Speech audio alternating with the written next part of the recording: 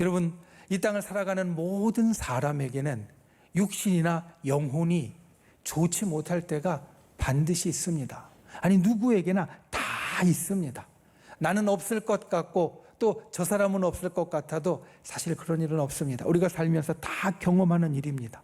그런데 그때 우리가 아플 때, 우리가 병들었을 때 어떻게 주님의 말씀으로 그것을 볼 것인가, 또 우리의 믿음으로 그것을 이겨갈 것인가. 오늘 말씀을 통하여서 저와 여러분의 인생의 그 순간에 주님께서 우리에게 주시는 크신 은혜가 있기를 예수님의 이름으로 축원을 드립니다. 첫 번째, 주님이 치유하십니다. 주님이 치유하십니다. 오늘 말씀의 처음은 이렇게 시작합니다. 믿음의 기도는 병든 자를 구원하리니 주께서 그를 일으키시리라. 주께서 그를 일으키시리라. 제가 이번 여름에 감기로 꽤 오래 고생을 했습니다. 지난번 말씀을 전할 때 한번 나눈 적이 있었지만 꽤 오래 감기로 계속 고생을 했습니다. 감기가 너무 오래 가서 제가 이제 주로 가는 그 병원 의사 선생님이 장로님이신데, 그 장로님께 장로님, 이번에 감기가 너무 오래 가는데 좀 빨리 낫으면 좋겠습니다. 말씀을 전할 때도 교회 여러 가지 사역을 할 때도 참 많이 불편합니다. 그랬더니 보통 때는 그냥 묵묵히 치료만 해주시다가 그때는 말씀을 합니다. 목사님, 아프면 쉬셔야 됩니다. 의사인 저도 여러 가지 좋은 거 다 알지만 아프면 최대한 쉬려고 합니다. 왜냐하면 아프다는 것은 주님이 우리 몸에 이젠 조금 쉬고 좀 몸을 생각해야 된다라는 것으로 주는 신호이기 때문에 아프면 좀 쉬려고 하셔야 됩니다. 이 이야기를 첫 번째 하시고 나서 그 다음에 또 이야기를 하는 겁니다. 그리고 목사님, 결국 치료하는 분은 주님이십니다. 제가 하도 답답해서 장로님 어떻게 좀 방법을 좀 잘 생각해 달라고 그렇게 이야기를 하고 부탁을 했는데, 그런데 그 장로님 말씀이 목사님, 결국 치료하시는 분은 주님이십니다. 제가 주사도 놔드리고 약도 드리고 또 돌봐드리지만 아무리 약을 좋은 걸 써도 결국 치료하는 분은 주님이십니다. 그 이야기를 하는 겁니다. 보통 때 생각하고 있던 거고 잘 알고 있던 거지만 마음이 급하다 보니까 제가 이야기를 했는데, 오히려 장로님이 제게 목사님, 결국 주님이 치료하시는 것이라고 하시는 그 말씀을 듣고 한편으로 마음이 찔렸습니다. 아니, 우리 모두가 사실 그럴 때가 있습니다. 요즘 지식이 많이 발달하고 의술이 발달을 하면서 우리가 잊고 있는 것이 있습니다. 그것은 주님이 우리를 치료하신다라는 겁니다. 여러분, 우리를 치료하는 분은 주님이십니다. 주님이 고칠 뜻을 세우시면 못 고치실 것이 없습니다. 주님이 우리를 치료하시려고 마음 먹으시면 우리는 반드시 낫게 되어질 겁니다. 우리가 주님 앞에 주님의 치유를 경험할 때 반드시 기억해야 될 첫 번째가 그것입니다. 주님이 우리를 치료하십니다. 그리고 주님의 치료는 사실 단순한 것이 아닙니다. 마태복음 9장에 보면 예수님이 중풍병자를 치유하시는 기사가 나옵니다. 한 중풍병자가 있었습니다. 그런데 아주 심했습니다. 아주 안 좋았습니다. 꼼짝도 못했습니다. 예수님을 만나서 행여나 좀 치유받을까 했지만 움직일 수가 없었습니다. 그러자 친구들이 그를 침상째에 들어서 예수님께로 데리고 갑니다. 예수님께 데리고 가는데 사람들이 너무 많아서 도저히 침상을 들고 그 틈새를 뒤집고 갈 수 없으니까 친구들이 예수님이 계신 그 건물의 지붕을 뜯고 이 중풍병자를 침상째 예수님 앞으로 내려놓았습니다.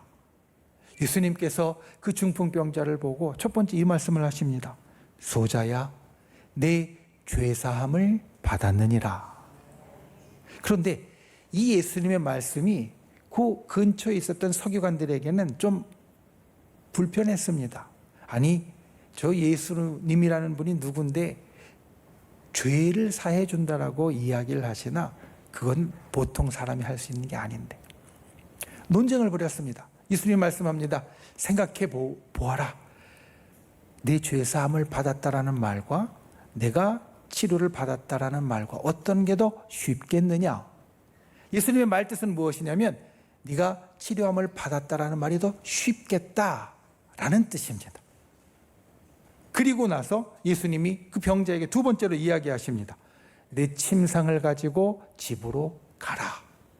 그러자 이 중풍병자가 벌떡 일어나서 침상을 들고 나아갑니다. 사람들이 그것을 보고 하나님께 영광 돌렸습니다. 이것이 마태복음 9장에 나오는 중풍병자의 치료의 기사입니다. 여기에서 예수님의 치유가, 주님의 치유가 우리에게 어떻게 나타나는지 세 가지를 일러줍니다. 첫 번째, 주님은 우리의 육신을 치유하십니다. 꼼짝도 할 수 없었던 중풍병자가 일어나게 되었습니다. 올 때는 자기 발로 오지 못하고, 아니 발로 오는 게 아니라 부축을 받거나 다른 수단으로도 오기 힘들어서 침상째로 왔던 그가 건강하여졌습니다. 주님이 우리의 육신을 치유하십니다. 우리의 육신에 연약함이 있을 때 그 주님의 치유를 구하는 분들이 되시길 바랍니다. 그 주님의 치유를 경험하는 저와 여러분이 되시기를 예수님의 이름으로 축원을 드립니다. 그리고 두 번째, 이 말씀에는 주님이 우리의 육신뿐만 아니라 우리 영혼을 치유하심을 보여줍니다. 예수님께서 중풍병자에게 제일 처음 하신 선포가 무엇이었냐면 내 죄사함을 받았느니라 라는 말씀이었습니다. 그리고 예수님의 말씀, 이어진 말씀에서처럼 내가 치료함을 받았다라는 말보다 더 어려운 말이었습니다. 그런데 예수님이 그 말씀을 제일 처음에 하신 이유가 있습니다. 그것은 주님이 우리를 치유하시는 것은 우리의 육체의 병들고 어려운 것뿐만 아니라 우리의 영혼도 평안하게 치유하시는 분이시다라는 겁니다. 여러분, 우리에게는 하나님의 형상, 영혼이 있습니다. 주님은 우리에게 하나님의 형상을 넣어주셨고 그것이 영혼으로 우리 가운데 있습니다. 우리의 육신만 아픈 것이 아니라 때로는 우리 영혼도 아픕니다. 그런데 영혼이 아픈 제일 큰 이유가 무엇이냐? 바로 우리의 범죄함입니다.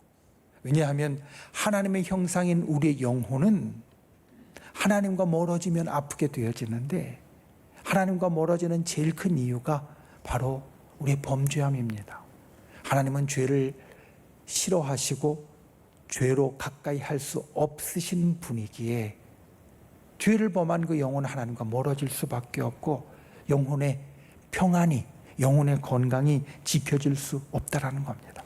그러니 영혼의 병을 치유하기 위해서는 죄의 문제를 해결해야 했고 예수님께서 그 중풍병자 가운데 제일 먼저 선포하신 것이 바로 그 영혼을 치유하시는 것이었습니다.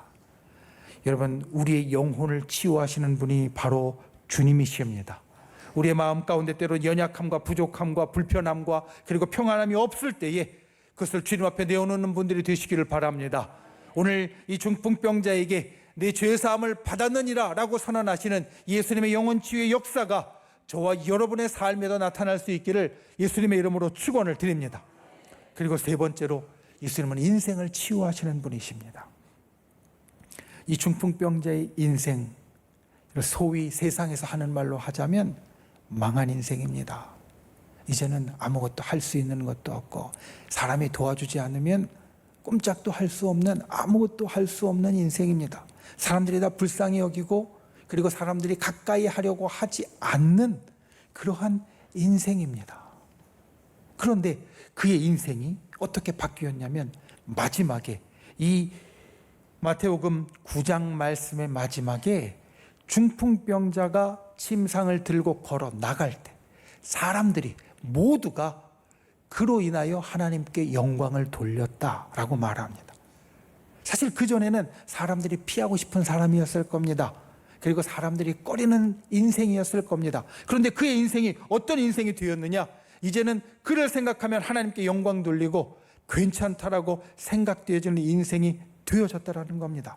망한 인생이 사람들이 하나님께 영광 돌리는 인생으로 바뀌어졌습니다. 주님이 해주신 것이 바로 그것입니다. 주님은 우리의 인생을 치유하는 분이십니다. 우리가 살면서 인생의 괴로움은 누구나 경험합니다. 내 인생이 망한 것 같다라는 생각을 우리는 할 때가 분명히 있습니다. 그런데 우리의 인생이 그와 같을 때 주님은 우리 인생을 고치십니다. 우리의 인생을 회복시켜 주십니다. 우리의 인생을 다시 세워 주십니다. 우리의 인생의 어려움을 주님이 치유해 주십니다. 수렁에서 건져 주십니다. 주님 앞에 이 놀라운 치유의 역사가 저 여러분의 인생 가운데 있기를 예수님의 이름으로 축원을 드립니다. 그리고 치유에 있어서 성경이 이야기해 주는 아주 중요한 것이 하나 있습니다. 예수님이 우리를 치유해 주시는 것이 육신을 치유해 주시고 영혼을 치유해 주시고 인생을 치유해 주시는데, 이 치유의 역사는 어디에서 일어나느냐? 교회에서 일어난다는 겁니다. 예수님이 이 땅에 오셨을 때 사람들을 치유하는데 굉장히 열심히셨습니다. 예수님은 병자가 찾아오는 걸 마다하신 적이 없고 오는 사람들마다 치유해 주셨습니다. 그런데 예수님께서 승천하셔서 하늘로 가신 다음에 그 치유의 역사가 어디에 주어졌느냐? 고린도전서 12장 말씀을 보면 성령께서 교회 안에 여러 은사를 주시는데 그 은사들의 목록을 우리에게 이야기해 줍니다. 그리고 그 은사들의 목록 가운데 2번이나 병 고치는 은사를 말하고 있습니다. 고린도전서 12장 9절과 고린도전서 12장 28절에 보면 병 고치는 은사를 교회에 주셨다. 성경은 이렇게 우리에게 선언합니다. 예수님의 영인 성령님이 예수님의 몸인 교회를 이루는 여러 은사들 가운데 병 고치는 은사를 두셨다라는 겁니다. 그래서 교회는 바로 이 병 고치는 은사를 이루는 곳이 되었습니다. 오늘날 우리가 이 교회에서 예배를 드릴 때 그래서 우리 가운데 치유의 역사가 일어납니다. 우리의 육신이 치유됩니다. 영혼이 치유됩니다. 우리의 인생이 치유됩니다. 교회에서 우리가 예배하고 기도하고 함께 지낼 때 성령께서 그와 같은 역사를 이루어 주십니다.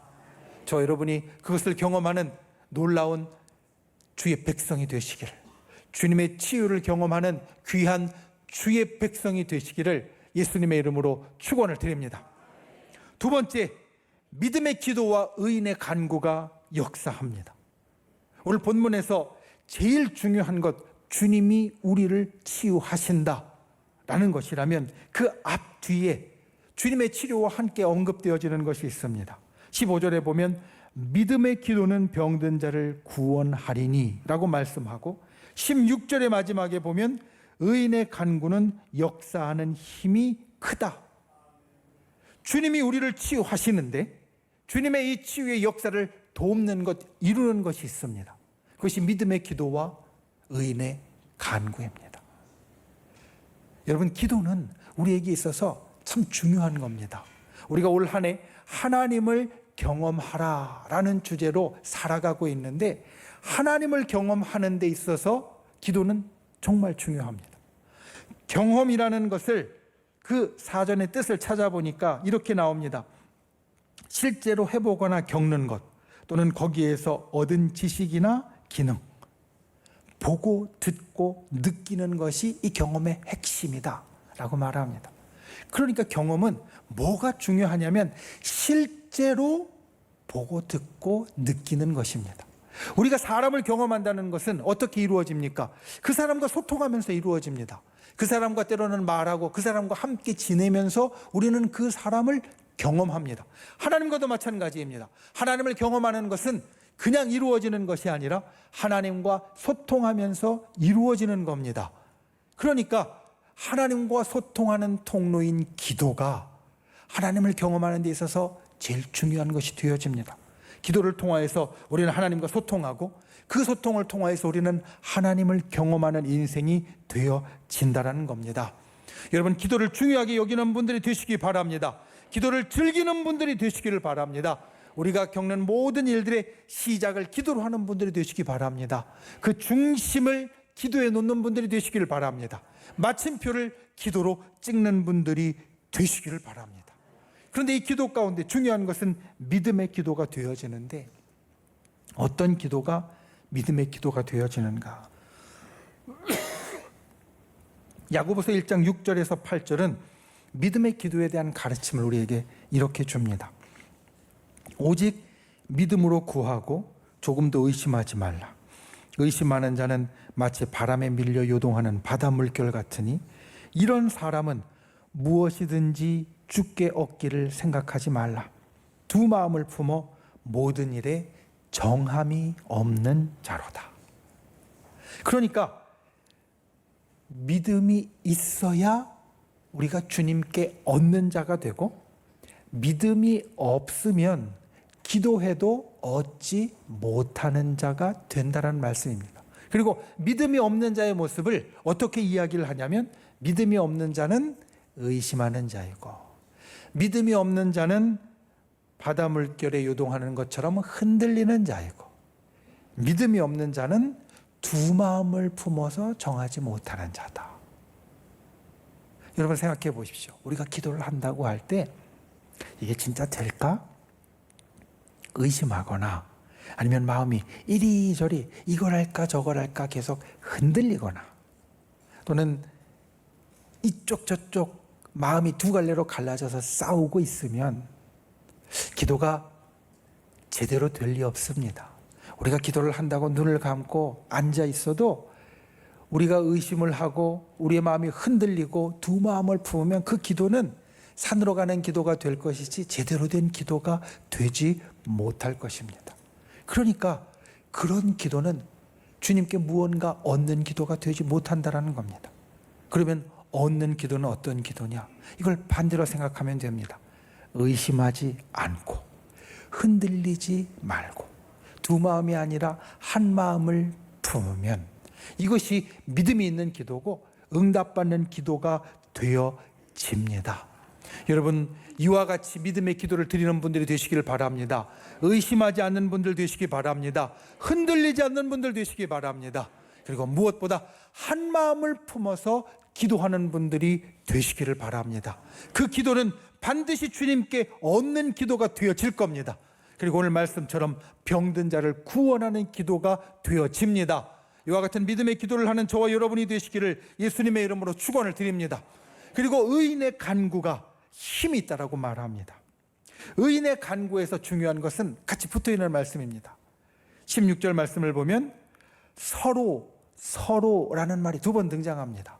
너희 죄를 서로 고백하며 병이 낫기를 위하여 서로 기도하라. 그러고 나서 의인의 간구가 나옵니다. 그러니까 의인의 간구는 어떤 특징이 있냐면, 기도했을 때 나를 위해서 일어나는 특별한 일이 생길 뿐 아니라, 의인의 간구는 다른 사람, 서로 기도해주는 다른 사람의 삶에도 기적을 일으키고 역사를 일으킨다. 그의 기도에도 응답을 가져온다는 겁니다. 그러면 성경은 누구를 의인이라고 이야기하느냐? 우린 이것을 알아야 합니다. 어떤 사람이 의인입니까? 의인의 대표로 제일 처음 이야기할 수 있는 사람이 바로 아브라함입니다. 하나님은 아브라함을 의롭다 여기셨고, 그래서 그를 복의 근원으로 삼으셨고 구원의 믿음의 조상으로 삼으셨습니다. 그런데 우리가 아브라함의 삶을 되돌아보면 좀 불완전한 것들이 여러 군데에서 보입니다. 때로는 자기 아내인 사라를 누이라고 거짓말을 하고, 분명히 하나님께서 사라를 통해서 자손을 주신다고 약속하셨는데도 그 사라의 몸종을 통하여서 아들을 낳기도 하고, 그리고 그 낳은 아들을 잘 키우다가 그냥 광야로, 사막으로 내보내기도 합니다. 이런 모습들은 의인이라고 부르기에는 많이 부족한 모습들입니다. 그럼에도 불구하고 하나님은 아브라함을 의인이라고 부르셨습니다. 왜냐하면 하나님이 보시는 의인은 그의 행위가 다 100% 완벽하게 의로운 사람이 아니라, 어떤 사람을 하나님은 의인이라고 하시느냐? 무엇보다도 하나님을 의뢰하는 사람, 모든 역경 가운데에서도 하나님께 굳게 매달리는 사람, 이런 사람이 의인이라는 겁니다. 아브라함이 그 모든 역경 가운데에서도 때로는 자기의 잘못으로 인하여도 힘든 일이 닥쳤지만 하나님을 붙잡고 의지하고 매달려서 하나님은 아브라함을 의인으로 부르셨다는 겁니다. 그리고 이 의인에 대한 주님의 말씀은 우리에게 소망을 줍니다. 우리는 살면서 잘못을 합니다. 아브라함보다 더한 잘못을 할 때도 있습니다. 100% 의롭게 살아가지 못할 때도 있습니다. 아니, 사실 더 많습니다.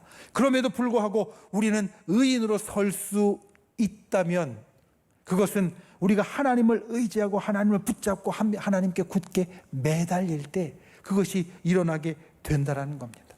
그리고 더 중요하게 그때 우리의 간구는 역사하는 힘이 커진다. 여러분, 의인의 간구를 하는 분들이 되시기를 바랍니다. 우리가 간구하고 기도할 때 하나님을 의뢰하는 분들이 되시기를 바랍니다. 하나님께 굳게 매달리는 분들이 되시기를 바랍니다. 그래서 우리의 간구 가운데 정말 역사하는 힘이 크다라고 하신 이 말씀이 이루어지는 큰 은혜가 있기를 예수님의 이름으로 축원을 드립니다. 병들었습니까? 그럼 우리 기도 가운데 믿음의 간구 그리고 의인의 간구를 할 수 있는 분들이 되시기를 바랍니다. 그리고 그를 통하여서 우리와 그리고 우리의 함께하는 사람들 가운데 주님의 놀라운 치유를 경험하는 저와 여러분이 되시기를 예수님의 이름으로 축원을 드립니다. 말씀을 맺습니다. 어떤 사람들이 이렇게 이야기합니다.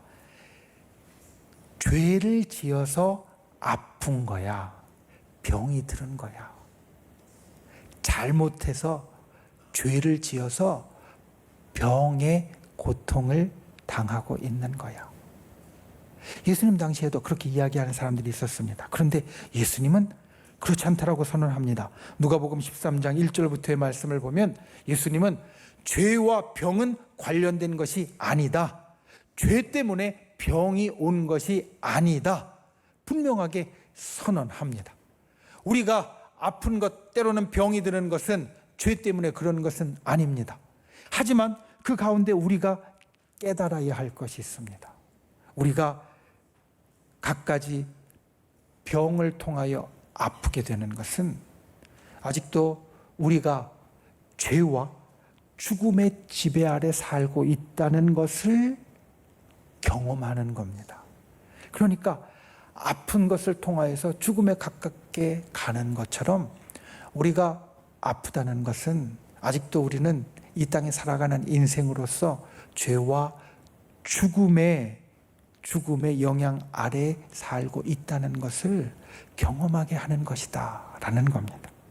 사실 이것이 죄와 병에 대한 신학적인 해석입니다.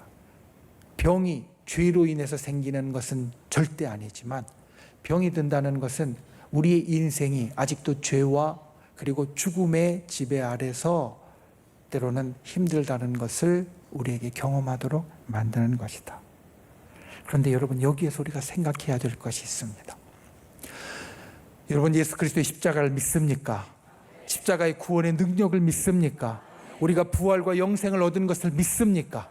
그렇다면 우리는 죄와 죽음에서 벗어난 사람입니다. 죄와 죽음을 이긴 사람입니다. 예수 그리스도의 십자가는 비록 우리가 육신을 갖고 이 땅에 살아가지만 우리로 죄와 죽음을 이긴 자로 살아가게 만듭니다.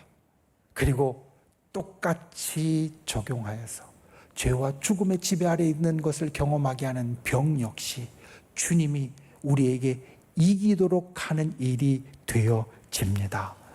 여러분, 주님은 우리를 병에서 이기게 하십니다. 그래서 우리를 치유해 주십니다. 이것을 항상 주님 앞에 기억하는 분들이 되시기를 바랍니다. 특별히 오늘 성찬을 통하여서 예수 그리스도께서 우리의 영혼과 인생을 구원하시기 위하여 흘려주신 그 예수님의 피와 몸을 먹고 마실 때 이것이 우리에게 우리의 병에 승리하게 하고 우리에게 있는 죄와 죽음에서 승리하게 하는 놀라운 능력이 된다는 것을 기억하는 분들이 되시기를 바랍니다. 그리고 이 한 달 우리가 야고보서의 말씀을 암송할 때마다 이 치유에 대한 성경의 아주 유명한 말씀을 암송할 때마다 함께 나눈 두 가지를 꼭 기억하십시오. 주님이 치유하십니다. 주님이 치유하십니다. 믿음의 기도와 의인의 간구가 역사합니다. 우리가 믿음의 기도와 의인의 간구를 드릴 수 있는 분들이 되시기를, 그래서 하나님의 치유를 경험하는 귀한 승리의 백성들이 되시기를 예수님의 이름으로 축원을 드립니다.